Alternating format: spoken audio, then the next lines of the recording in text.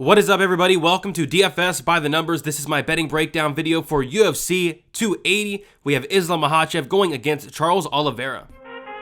I need all the wins, yeah. All that and all that is. You better move, you might get knocked out. Knocked out. You better move, you might get knocked out. Knocked out. You better move, you might get knocked out. And we are back for another betting breakdown video, this week breaking down the card of the year, UFC 280, 13 fight card, stacked from top to bottom. The most anticipated fight of the year, Islam Makhachev going against Charles Oliveira. Also have a phenomenal co-main event, Aljamain Sterling going against TJ Dillashaw. We got OMalley, Petr Yan, Belal Muhammad, Brady. Just a card stacked full of phenomenal fights, so cannot wait to break it down. Before we do so, if you guys can please leave a like on the video, subscribe to the channel if you have not already. As always, I'm going to be breaking down these fights from a betting perspective and a betting perspective only. If you do want a further, more in-depth breakdown on why I like which fighter, on why I'm betting what, I did post a full card breakdown and prediction video earlier in the week, but we do have some things to get into before we get into the video. I'm going to be doing a giveaway, a contest, giving away some free money here. I've done this before in the past, but since this is a big card, I'm bringing it back. To enter this contest, there are 3 things you need to do. First, leave a like on the video. Second, make sure you are subscribed if you are not already. And then third, comment down any bet you like, a money line, a parlay, a prop, anything you like, and whoever hits the play with the biggest odds, $25 to first there. If there is a tie, the tiebreaker will go to the person that did comment first. So comment down any prop you like, whether it's a parlay, a money line, bet, a prop, anything. Whoever hits the biggest odds on it gets the win. Make sure you also check me out on Twitter. I'll be doing another contest on there as well. So check me out on Twitter, DFS_numbers. Just check me out on Instagram, DFS by the numbers on there. I'm going to start doing a ton of content on Instagram, video content. I'm getting into the reels, and believe it or not, I'm also on that TikTok now. You may or may not see me doing any dancing on there, but I'm going to be doing a ton of betting content on Instagram and TikTok. Those short videos. Also going to start getting to that. So make sure you follow me on all social media. And yeah, I say we get into it, and we'll start with the first fight of the card, which is going to be nice and early, 10 o'clock a.m. Eastern time. We have Karol Rosa going against Lena Landsberg, and I do not have a bet on this fight. I have a bet on a lot of these fights, but this is one I don't really want to touch. I mean, I think Karol Rosa is one of the better parlay pieces on the card. She was like minus 250 last week. I kind of took a look at her there, ended up passing. She's now minus 345, minus 350. Very popular play, very popular parlay piece this week, and rightfully so. She's going against Lena Landsberg, 40 years old. I just don't think Landsberg really has anything for Karol Rosa. I think for Landsberg to have success and win this fight, she's going to have to, get Rosa in the clinch and, potentially take her down, and I just don't really see her having much success doing any of that. I think this fight does play out range for the majority of the time, and I think Karol Rosa is able to get it done. Her volume is on point. This is, I don't know, I think she's a good parlay piece, but in terms of the props, I think the decision prop is most likely at minus 130. My only concern is, Landsberg's 40 years old, and I think Rosa's going to hit her a ton. I think she's going to rack up a ton of strikes. Maybe Landsberg potentially, looks for the door, looks for the way out at some point in this fight. That's my only concern with that decision prop, but I think the decision prop's most likely. So no bet for me on this first fight of the night, but I like Karol Rosa to win quite a bit, and I think she is a very valid parlay piece this week. Next, we have Muhammad Mokaev going against Malcolm Gordon. I do have a couple bets on this fight here, so I will be making sure I am up nice and early so I do not miss this one. So I do have Mokaev in a parlay piece. I know what you're saying he's minus 1,500. I parlayed him, way before the line got smashed. If you can still get him, minus 700, minus 800, if it's out there, I do think is a very valid parlay piece. As of now, minus 1,200, minus 1,300, 1,400, you're probably going to want to stay away at that point. But I did parlay him around minus 730 there. So I thought there was value on that line. I really did. And you could even argue there's still probably some value around the minus 1,000, because I think this is a tough matchup here for Malcolm Gordon. I think Mokaev runs right through him. I think Mokaev does whatever he wants. If Mokaev wants to go in there, pressure forward, and finish Malcolm Gordon by strikes on the feet, I think he can. Malcolm Gordon, one of the chinniest fighters, if not the chinniest fighter in the UFC. He's been knocked out 4 times. He's been hurt in 90% of his fight. Every single fight you watch of this guy, he's getting dropped, he's wobbling, he's doing the chicken dance. I think Mokaev is going to go out there, make a statement, and knock out Malcolm Gordon in the first round. If he doesn't want to knock him out, he can take him down. Malcolm Gordon has a 0% takedown defense. This is a nightmare matchup for Malcolm Gordon. Shout out to Malcolm Gordon for taking this fight, because my goodness, this is rough for one Malcolm Gordon. So I have Mokaev in a parlay. I'll talk about the other parlay piece later in the card. But I also have a quarter unit on Muhammad Mokaev to win by knockout at plus 300. I think the knockout is super live here. Malcolm Gordon has been knocked out 4 times. And then I also bet the fight won't start round 3 on FanDuel Sportsbook. 1.5 units, minus 124. Man, if Mokaev does not finish Malcolm Gordon in 10 minutes, I mean, he should be ashamed of himself. Like, this is, the UFC is giving Muhammad Mokaev this matchup to build him up, to give him a highlight reel finish. Muhammad Mokaev, if you don't finish Malcolm Gordon, you should be ashamed. So yeah, 3 bets on Mokaev here. Very highly invested in this guy, and I'm sure a lot of people are as well, because this line has been moving throughout the week, and rightfully so. This is a terrible matchup for one Malcolm Gordon. Moving on, we have Armen Petrosyan going against AJ Dobson. Very frustrating fight for me. They opened up the under 2.5 rounds at plus money, which is ridiculous, and that's been smashed throughout the week and has continued to be smashed. I missed the line, and at this point, I'm not going to chase it. I think violence is the answer in this fight, but you're laying a hefty price tag. I mean, minus 260 for the fight doesn't go to decision in this fight. I think what I'm going to do at this point is just sit back and pass. I think it's one of the better fights on the prelims. We have a fight that I do expect to stay standing, and I think it's a good matchup for Petrosyan. You take a look at Petrosyan, he's typically fighting guys that are wanting to take him down and hold him down. I just don't see AJ Dobson having that in his game. I mean, if he does, I just haven't seen it yet. So I do think Petrosyan wins this fight. I think the first round will be sketchy. Dobson has a ton of power. If you like Dobson, you probably like that first round knockout prop. But I think as the fight goes on, I love the volume, the striking, and the power of Petrosyan, and his power carries late as well. I'm thinking kind of a second or third round finish for Petrosyan, but in terms of a betting perspective, man, like nothing's sticking yet on this one. I'd say like the fight to end in knockout on FanDuel's like minus 210. I guess, that could be a potential parlay piece, a potential play, but no bet for me on this fight. And no bet for me on this next fight as well. Abu Bakr Nurmagomedov going against Gadzhi Omargadzhiev. This is probably my least favorite fight on the entire card. A fight that I just don't have the best read on. A fight where I just can't trust either fighter. I mean, Nurmagomedov is just notorious for dropping the ball, and dropping the ball is a big favorite, and that potentially could be the case here. Omargadzhiev, I'm just not sure how good he is. I mean, you take a look at this guy outside the UFC. He looks good. He does a lot of things very well. He's very impressive, but he has not fought the best competition. And we saw when he took a step up in competition against Kyle Bahayo, he just didn't have anything for him. So I'm just not completely sold on Gadzhi Omargadzhiev yet. If I was forced to bet this fight, I would probably take the dog shot on Omargadzhiev here, but I just can't be confident in anything in this fight. So this fight is a big stay away. I am passing. I'm going to pick Omargadzhiev for the upset, but just zero confidence in either of these two. Next, we have Zubaira Tukhugov going against Lucas Almeida. So yeah, there's 2 plays that kind of stick out to me on this one. So the first play I'll talk about is going to be Tukhugov to win by first round knockout at plus 950. I think that's very alive because Tukhugov, he has a ton of power early on, and when he's fresh, he's very dangerous. And Almeida, he is very hittable. And Almeida has been dropped before. We saw Mike Trezano drop him, and he has been hurt before. I think the knockout prop for Tukhugov in the first round is very live, plus 950. Do I see it happening? Potentially, but at those odds, I did take a quarter unit stab on it. He has 2 knockouts in the first round in the UFC. But another play that did stick out was the finish only on the opposite side, on the Almeida side, and just this is a numbers play for me. So the finish only, same thing as scorecards, no action on BetOnline, same thing as decision, no bet on FanDuel. And I have a couple of those plays this card that I really like, and this is kind of one of them. So the finish only for Almeida is plus 130, and like I said, this is a numbers play for me. Tukhugov, only 2 finishes in the UFC, a 40% finish rate. That is the 3rd worst finish rate on the entire card, and we have 26 fighters here. Tukhugov has been finished in 2 of 5 losses as well, so he has one of the worst finish rates on the card.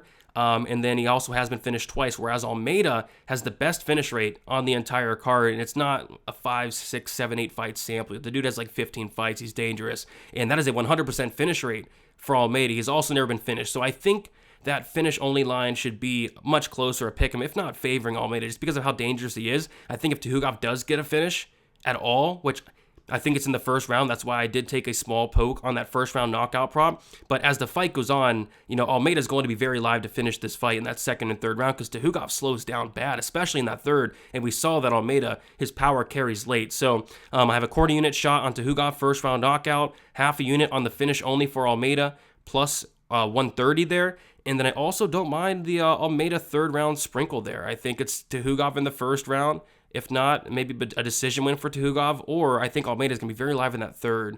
So yeah, those are my 2 plays for this fight. It should be a very fun and exciting fight. I'm looking forward to it for sure. Next, we have Nikita Krylov going against Volkan Oezdamir.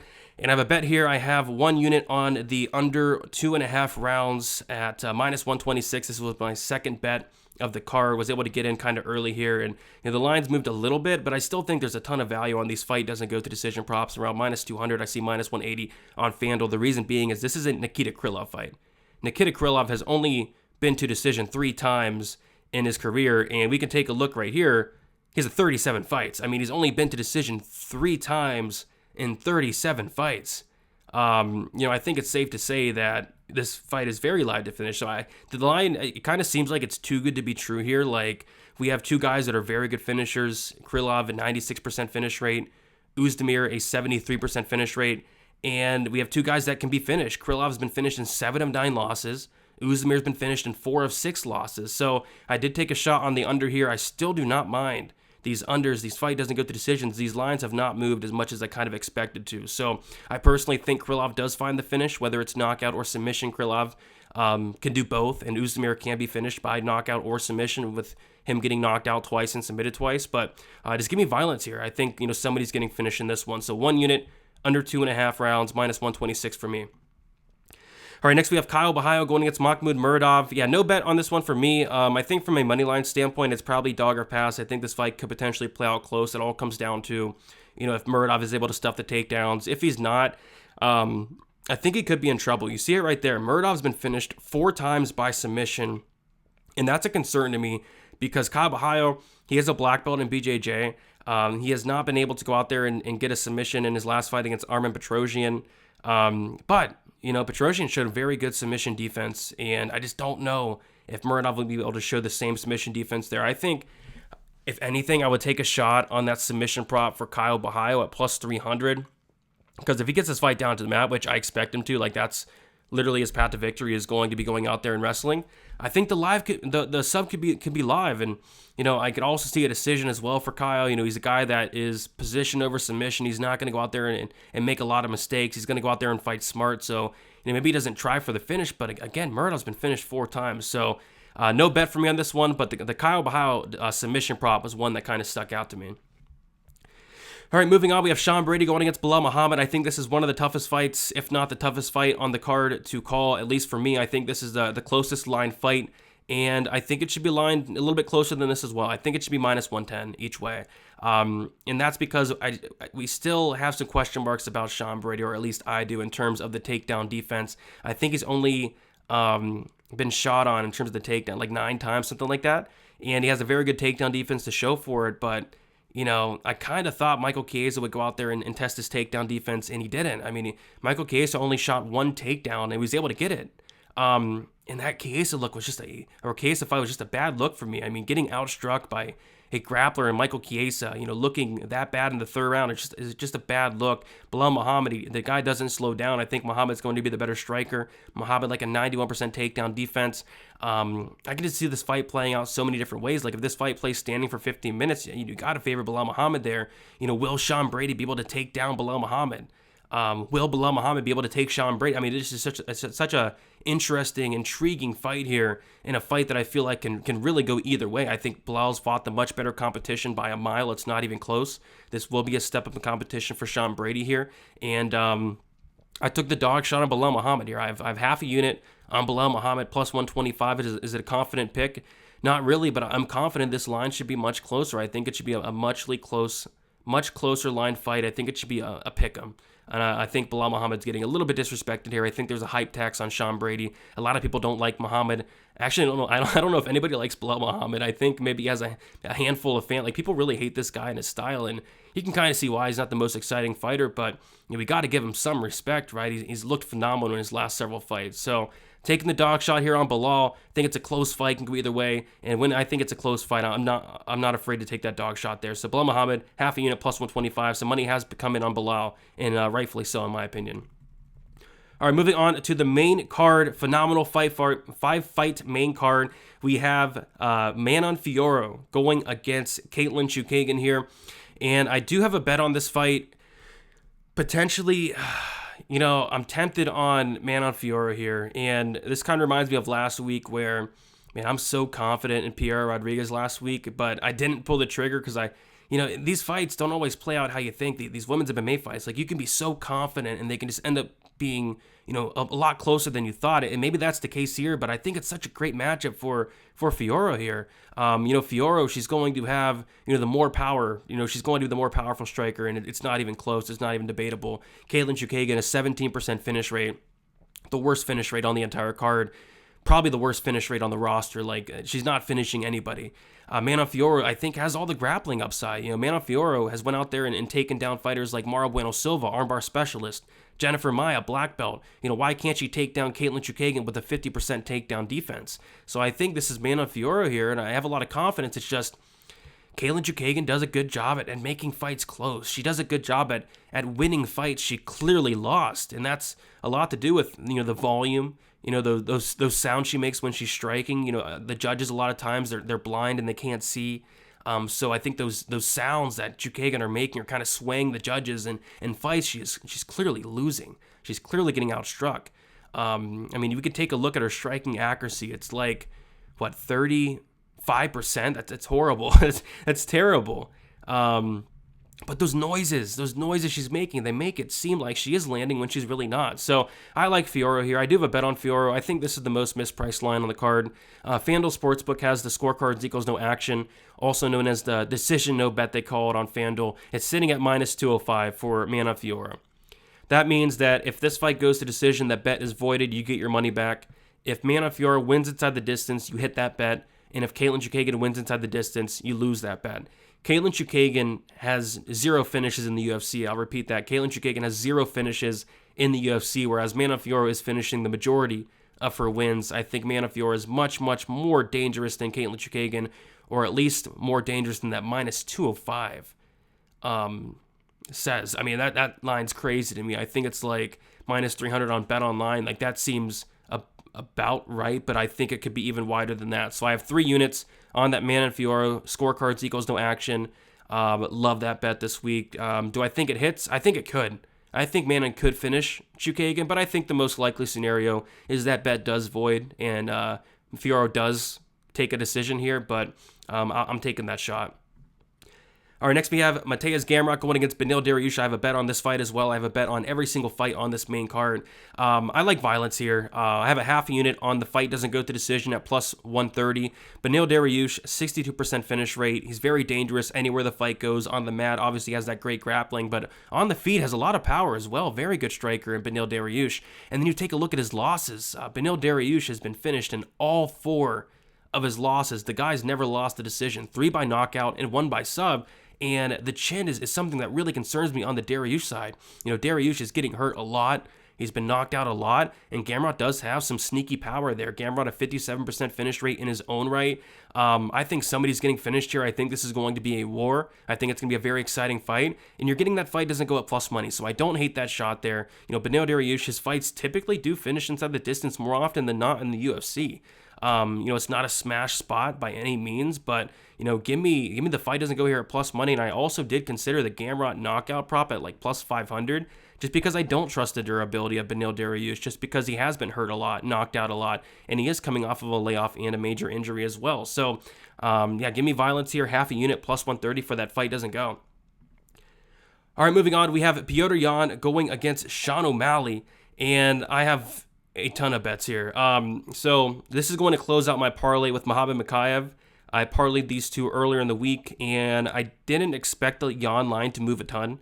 I actually maybe thought that the Yan line might even come in a little bit more, but it hasn't. It kind of stayed around the same. So I parlayed a Yan at around minus 265, and I was able to parlay Mokaev at minus 730 before his line got completely smashed all week, and like I said, rightfully so.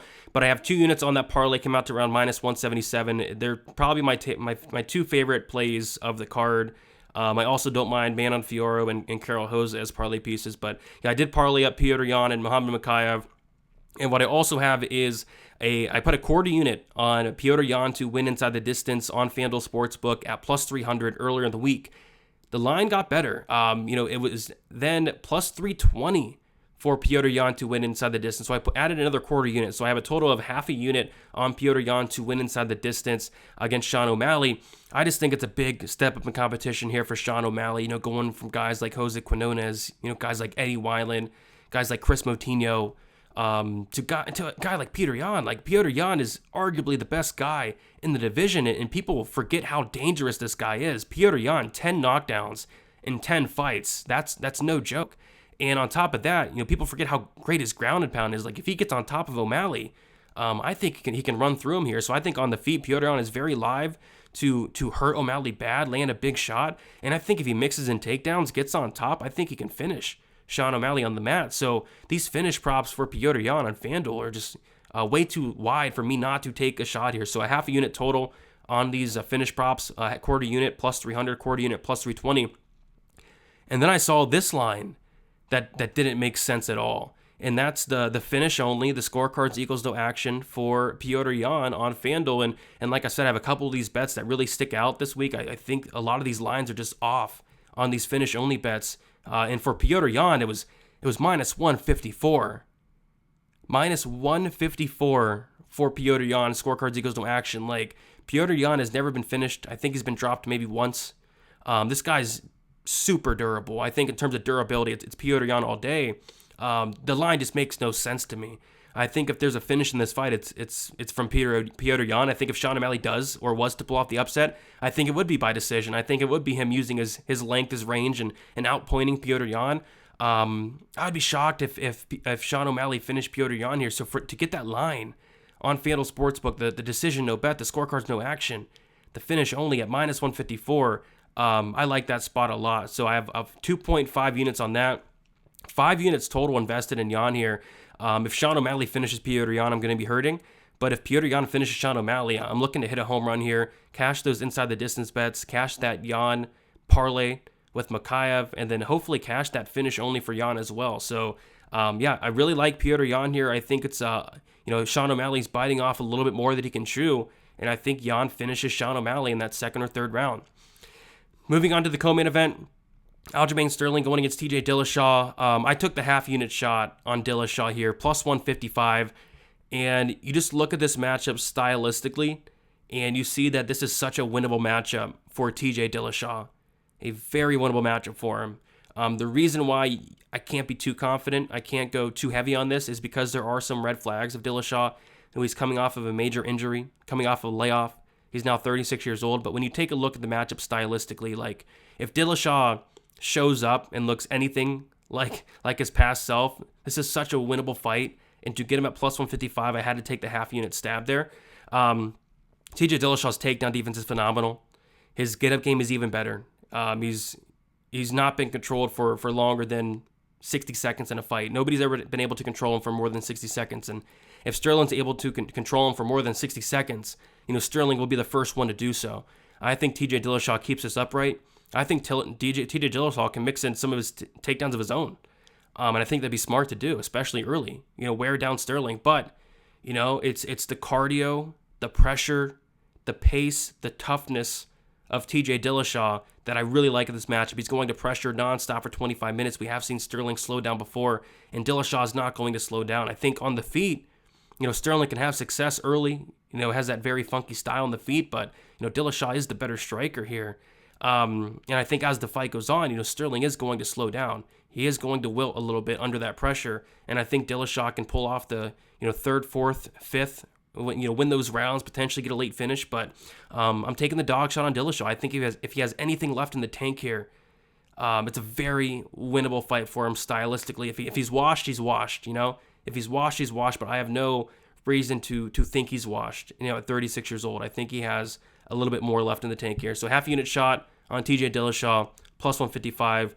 That line is still out there. Next, we have the main event. Islam Makhachev going against Charles Oliveira. Really looking forward to this fight. The fight of the year, in my opinion. The most anticipated fight of the year, in my opinion. The most anticipated fight in a while. Really looking forward to this fight. Islam Makhachev, Charles Oliveira. And for me, I like Islam to win, but just not with a ton of confidence. You do not want to be counting out Charles Oliveira. It's a step up in competition for Islam. Charles Oliveira, he's dangerous everywhere. Tons of power in his hands. Great submission game. It's an intriguing fight for me, I have a big bet on this fight, and it's violence. It is violence. I went to max bet. The fight doesn't go to decision on Bovada like a month ago at like minus 310. And I was like, hey, I'm gonna go check FanDuel Sportsbook and see what they have. And FanDuel had a minus 172 for the fight doesn't go to decision. So I have 5 units on that. I could not pass that up. So I've been sitting on that ticket for almost a month now on FanDuel Sportsbook. That line has obviously moved throughout the week, and rightfully so, but I still think the fight doesn't go as a parlay piece is a great look. I still see it out there, minus 360. I think it's a great parlay piece. I think the fight won't start round 4. Around minus 190 is a great look. Charles Oliveira, the dude has 41 fights. He's been over 2.5 rounds, only like 4 times. Charles Oliveira has never seen a 4th round, and rightfully so. I mean, look at how the guy fights, especially as of late. Every single fight, as soon as the fight starts, he's in your face, he's pressuring. He's leaving himself open to be hit. He's getting knocked down. He's making fights chaotic, and I think this is going to be a very chaotic fight for as long as it lasts. I think Oliveira is live to finish Islam early, but I think Islam's going to be able to get on top and eventually find that finish in that 2nd or 3rd round. I love the fight doesn't go to decision. I like the under 3.5, 4.5. I even don't mind the under 2.5. I'm personally thinking it's Islam like round 2 or round 3, so around there. But yeah, I like violence in this fight. I'm not betting a side here. I think somebody's getting finished though. I max bet the Charles Oliveira under 3.5 in his last fight against Justin Gaethje. That was no sweat. I think I had like a big bet on the Poirier Oliveira fight under as well. And I'm having a big bet on the fight doesn't go to decision in this fight as well. I think it might get a little bit more extended than the Gaethje fight did, but I do expect this fight to finish one way or another. So quick recap on the bets. Placed that 5-unit bet on the fight doesn't go to decision for the main event a month ago. I got that at minus 172. I still like the fight won't start round 4, and I also like the under 3.5, 2.5 if you would like to be a little bit more risky there. I like I have the under 2.5 rounds for Krylov, Volkan, Oezdamir, 1 unit minus 126. I have Petr Yan, Muhammad Mokaev parlay, 2 units minus 177. I have the Lucas Almeida scorecards equals no action, that finish only plus 140, half a unit. I have Petr Yan wins inside the distance, a quarter unit at plus 300, a quarter unit at plus 320. I have Mokaev to win by knockout, quarter unit plus 300. I have the man on Fiora finish only, scorecards no action, 3 units minus 205. I have the Mokaev Malcolm Gordon fight won't start round 3, 1.5 units minus 124. I have the Dariush Gamrot fight, doesn't go to decision, plus 130, half a unit. I have the Petr Yan scorecards no action, that finished only on FanDuel, minus 154, 2.5 units. And I have the Zabara Tuhugov to win by round 1 knockout, plus 950, a quarter unit. And then my dog shots are on TJ Dillashaw, half a unit, plus 155. And then Belal Muhammad, plus 125, half a unit. Thank you guys for watching. Comment down your favorite prop, parlay, and we'll see who gets the biggest odds there for the contest. Follow me on Twitter, DFS_numbers. I will be doing another contest on there, thinking a predictions contest to see who can get the most predictions right, and giving away some more free money on that. And then, follow me on Instagram. DFS by the Numbers going to start putting a ton of video content out there, betting content, all that good stuff. And should be a fun card, best card of the year, and hoping to make it 4 winning events in a row. We're on a 3-fight card win streak in terms of the bets, hoping to make it 4 here, and we'll find out very soon. It's coming up fast. It's been looking forward to this card for a long time. It's finally here. Leave a like on your way out, guys. Subscribe to the channel, and best of luck for UFC 280. See you guys.